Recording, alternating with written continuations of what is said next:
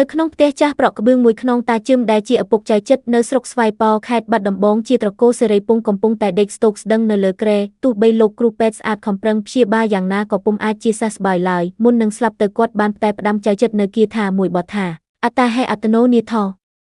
ក្រោយពីឪពុកស្លាប់ទៅលោកគ្រូពេទ្យស្អាតក៏បានណែនាំឲ្យចៅចិត្តទៅធ្វើជាកម្មករនៅប៉ៃលិននៅផ្ទះលោកឃ្លួងរតនសម្បត្តិដែលជាឪពុកមារបស់លោកបានសម្បត្តិពីគ្រូពេទ្យស្អាតហើយចៅចិត្តក៏ធ្វើដំណើរទៅប៉ៃលិនហើយក៏បានលោកឃ្លួងរតនសម្បត្តិទទួលឲ្យនៅជាមួយធ្វើជាកម្មករត្បូង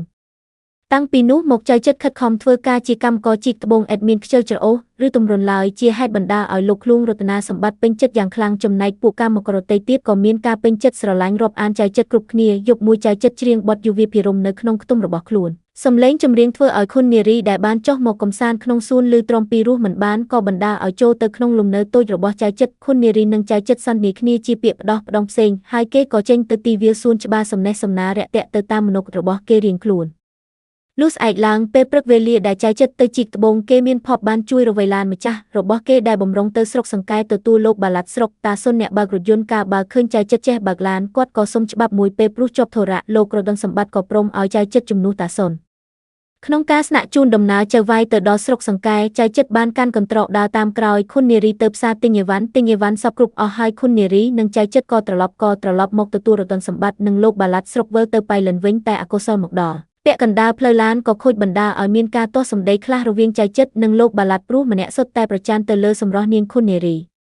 ក្នុងការស្នាក់នៅកណ្ដាលព្រៃចៅចិត្តនិងចៅវាយក្រមុំនេះនិយាយផ្ដោះផ្ដងគ្នារហូតយល់ចិត្តយល់ថ្លើមគ្នាខ្លះរំពេចនោះស្រាប់តែមានចៅមួយក្រុមចេញមកប្លន់ចៅចិត្តបានតាំងប្រយុទ្ធជាមួយពួកចៅដោយអង្គអាចបណ្ដាលឲ្យពួកចៅត្រូវរបួសជាច្រើនអ្នកចំណែកចៅចិត្តក៏ត្រូវគ្របសន្លប់បាត់ស្មារតីក្រោយការរងរបួសគេបាននាំចៅចិត្តមកព្យាបាលក្នុងមន្ទីរពេទ្យដោយមានការជួយជ្រោមជ្រែងពីលោកឃ្លួងរតនសម្បត្តិដោយការខិតខំព្យាបាលជំងឺពីគ្រូពេទ្យនិងការយកចិត្តទុកដាក់ថែទាំយ៉ាងដិលដល់ពីខុននារីចៅចិត្តក៏បានសះស្បើយវិញចាប់តាំងពីថ្ងៃនោះមកចៅចិត្តនិងខុននារីក៏បានយល់ចិត្តគ្នាហើយស្រឡាញ់គ្នាកាន់តែខ្លាំងឡើងឯចរិតឆ្មើងឆ្មៃរបស់ខុននារីក៏សាបសូន្យឲ្យក្នុងគ្រានោះដែរ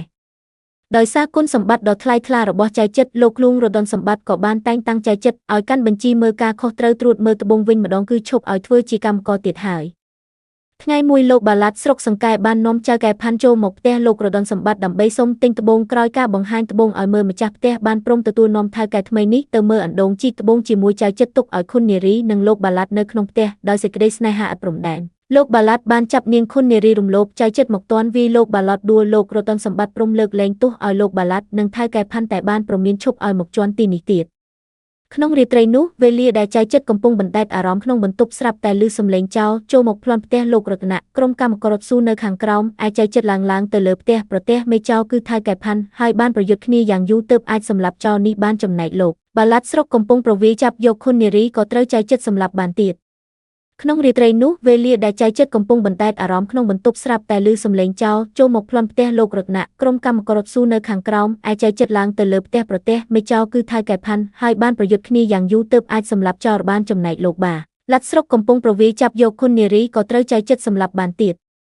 គុណសម្បត្តិដ៏ច្រើនរបស់ចៅចិត្តធ្វើឲ្យលោកឃ្លួងរតនសម្បត្តិពេញចិត្តយ៉ាងខ្លាំងម្យ៉ាងដោយលោកមើលឃើញពីទឹកចិត្តស្មោះស្ម័គ្ររបស់ចៅចិត្តទៅលើខុននារីលោកឃ្លួងរតនៈក៏រៀបចំផ្សំផ្គុំចៅចិត្តនិងខុននារីជាស្វាមីភរិយាព្រមទាំងចែករំលែកទ្រព្យសម្បត្តិឲ្យអ្នកទាំងពីររស់នៅយ៉ាងសុខសាន្តគូជីវិតថ្មីនេះសប្បាយចិត្តរីករាយក្រៃលែងហើយគេរស់នៅជាមួយគ្នាដោយសុខសេមខ្សាន្តកើតជាកូនពូនជាចៅព្រាបទៅ